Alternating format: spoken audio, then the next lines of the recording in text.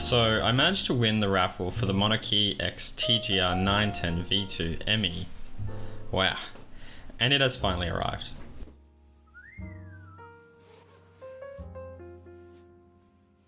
Huh? Oh, that's right. I've had it for about a month now, and it's been about 2 weeks since the incident.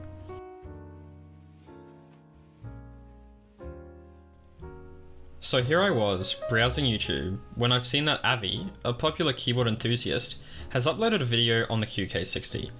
Great video, by the way. I'll have his channel linked in the rare case that you don't know of him. What really struck me and kept me thinking after the video was how good his thumbnail for the video actually was. Yes, this one.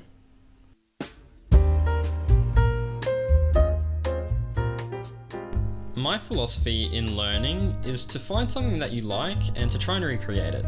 It's said that imitation is the greatest form of flattery, but in my opinion, it's also the greatest tool someone can use to learn something new, even if that is something small. So I sat there pondering. I would like to make a video on this keyboard, and I would also like to figure out how Avi created his thumbnail.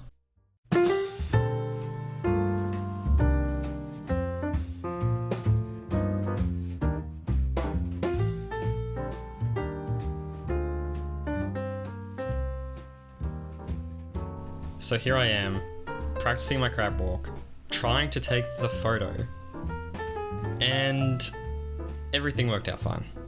I spent an embarrassing amount of time working on this thumbnail, learning how to use Photoshop and Lightroom, and here is the end result. Not too bad if I say so myself. But disaster struck. I'm sitting here with a glass of wine, working on the thumbnail, and shit. I spilt wine on the 910. Yeah, it doesn't really look good, does it? It took me a minute to process what happened, but after soaking almost everything in isopropyl alcohol, I was lucky to discover that everything still worked. So anyway, here are the clips of what the build was originally going to look like. Sped up a bit. I'm only showing this because it took a really long time to edit and I don't want to waste it.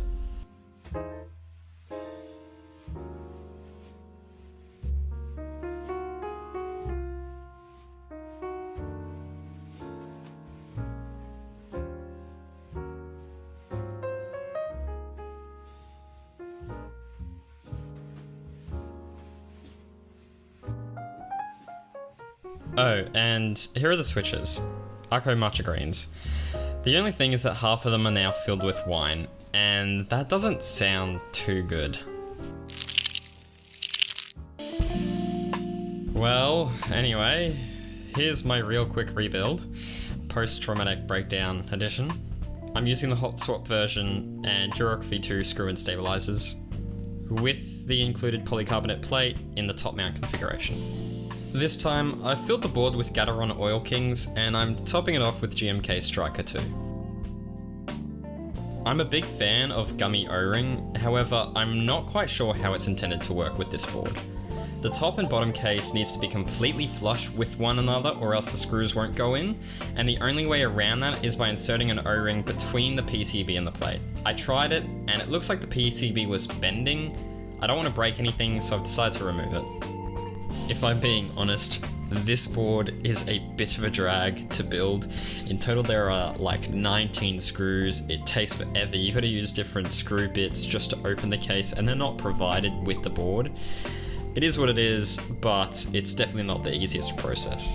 And if luck wasn't on my side already, as I was placing the magnetic backplate on, I realized 2 magnets had fallen out, with one actually breaking in half.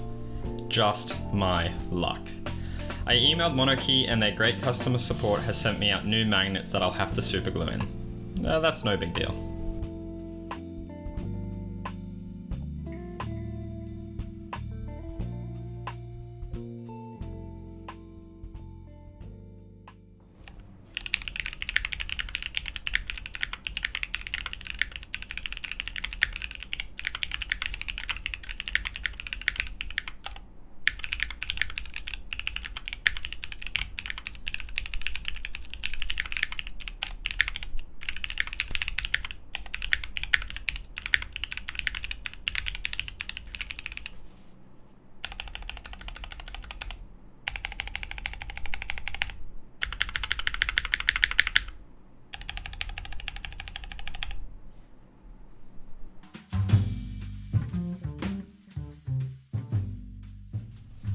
So for this build, I'm keeping it simple and just changing the Oil Kings for some Boba U4Ts.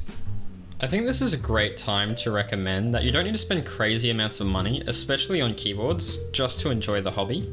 I found these U4Ts secondhand on Facebook Marketplace and spent about $33 USD on 100 of them. These switches being tactile should completely change how the board feels, while hopefully keeping the majority of its unique sound design.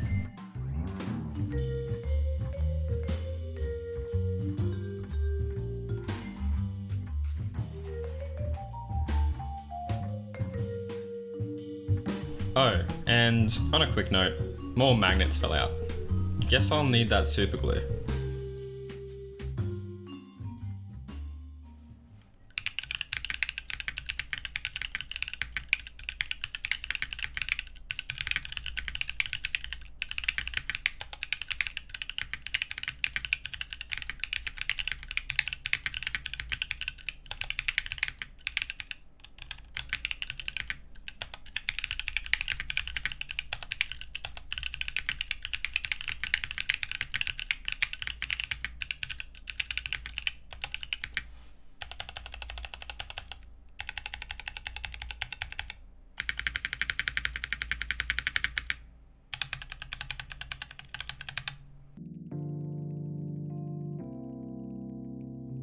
I'm going to have to say that I prefer the Oil Kings. I've been using linears for a few months now, and going back to tactiles, the resistance when typing just feels odd. But let me know what you think. So I want to end this video by answering the thumbnail. The Holy Grail.